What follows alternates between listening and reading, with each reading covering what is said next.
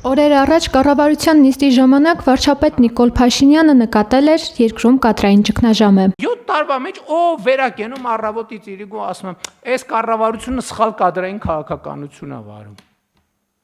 Հա, կառավարությունը սխալ կադրային քաղաքականություն է վարում, որովհետև երկրում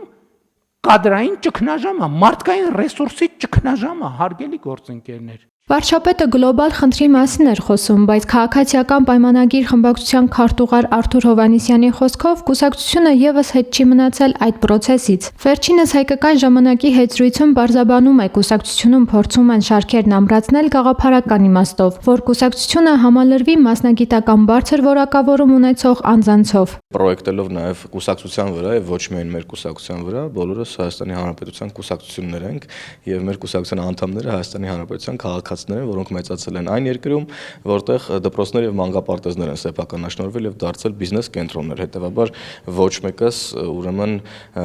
դուրս չենք մնացել այս խնդրից եւ վարչապետը առաջին հերթին հենց ինքներս մեզ ինքն իրեն եւ բոլորիս նկատի ունենալով է սա ասում, այն իմաստով, որ բոլորս ինքնակրթվելու ուրեմն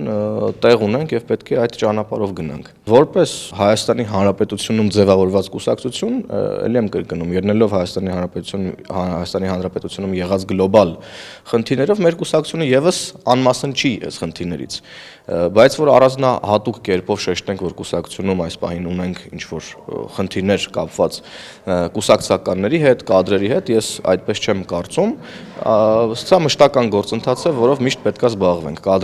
որակյալ կադրերի համալրմամբ։ Հովհաննիսյանը համամիտ է այն կարծիքի հետ, թե կուսակցությունում փոփոխություններ են պետք, սակայն քննադատություններին, թե Գյումրիում եւ Փարաքարում տեղի ունեցած ընտրություններից հետո քաղաքացիական պայմանագիրը պետք է գնա ներկուսակցական կադրային լուրջ փոփոխությունների, կամ օրինակ պետք է պահանջի Շիրակի մարզպետ Դավիթ Արուշյանյանի հրաժարականը, նա հետեւյալ պատասխանն է տալիս։ Մեր կուսակցությունը ցանկացած քաղաքական process-ից հետո բնականաբար ուրեմն եզրակացություններ է անում, եթե ուզում ենք կոչենք դա այո դասեր է քաղում, այն իմաստով, որ հաջորդ ընտրություններին էլ ավելի պատրաստված լինի, եւ նաեւ կարծում եմ, որ հաշվի առնելով հատկապես Փարաքարի եւ հատկապես Գյումրիի ընտրությունները, եթե խոսում ենք դասեր քաղելու մասին, ապա բոլորս պետք է դասեր քաղենք, նաեւ ընտրողները, նաեւ մեր գյումրեցի հայրենակիցները, որովհետեւ Գյումրիում ստեղծվել է մի իրավիճակ, որտեղ ուրեմն 4 այլ ընդդիմադիր ուժեր միավորվել են, լինելով Սերժի եւ Քոչարյանի ճամբարների ուժեր, միավորվել են ուրեմն ընդդեմ ժողովրդի իշխանության։ Հիմա ինչ որ վերամբարձ չթվա, որ ես քաղաքացիական պայմանագիր կուսակցության իշխանությունը համեմատում եմ ժողովրդի իշխանության հետ, բայց փաստացի ըստ էության մենք այսօր միակ քաղաքական ուժն ենք, որը որ ժողովրդավար ճանապարհով է առաջնորդվում եւ ամեն բան անում է, որ ուրեմն ժողովուրդը երբեք չզրկվի իր ընտրելու իրավունքից։ Իսկ Գյումրիում մենք տեսանք ինչ էր փորձ արվում ընտրակաշառքի մեթոդներով, ինչ որ բարեգործությամբ, հայտի անվան տակ, ընդհուպ մինչև հայախառն սպառնալիքների լեզվով փորձ էր արվում ուրեմն ճնշել գյումրեցու ընտրելու իրավունքը։ Փարաքարում էլ ըստ էության նմանատիպ մի իրավիճակ, երբ որ էլի Սերժի եւ Քոչարի ճամբարների հետ փոխկապակցված ուժն է ընտրվում,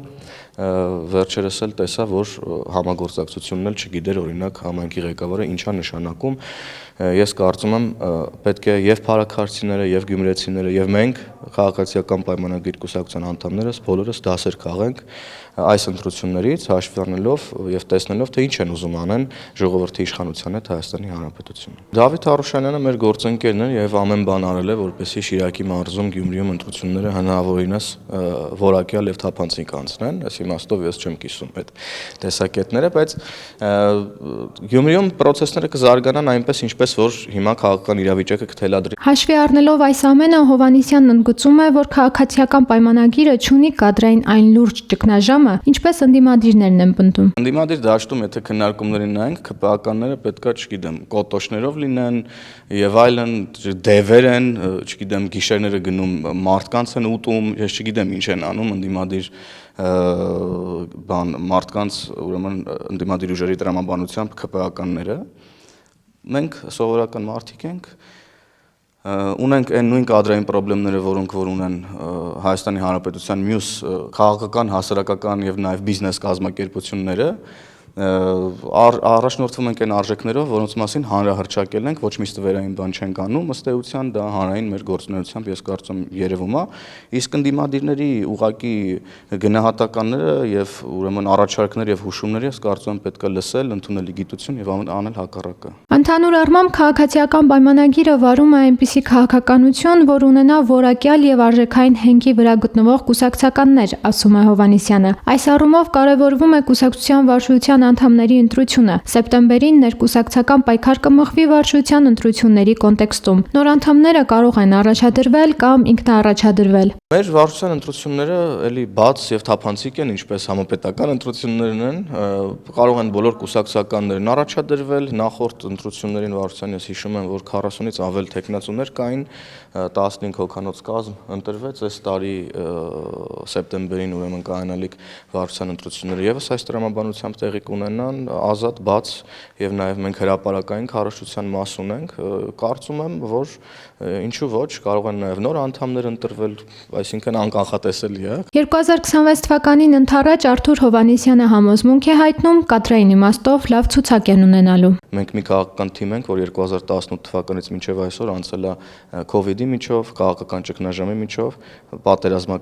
պատերազմի միջով, հետպատերազմյան իրավիճակի միջով, Արցախի հայաթափման միջով, ես կարծում եմ մենք ունենք բավական գիտակցություն, փորձ, ունակություն, կապեր եւ նաեւ միջազգային ամուր հարաբերություններ մեր գործընկերների հետ եւս մեկ անգամ 26 թվականին ուրեմն ստանալու մեր հայրենակիցների վստահության քվեն։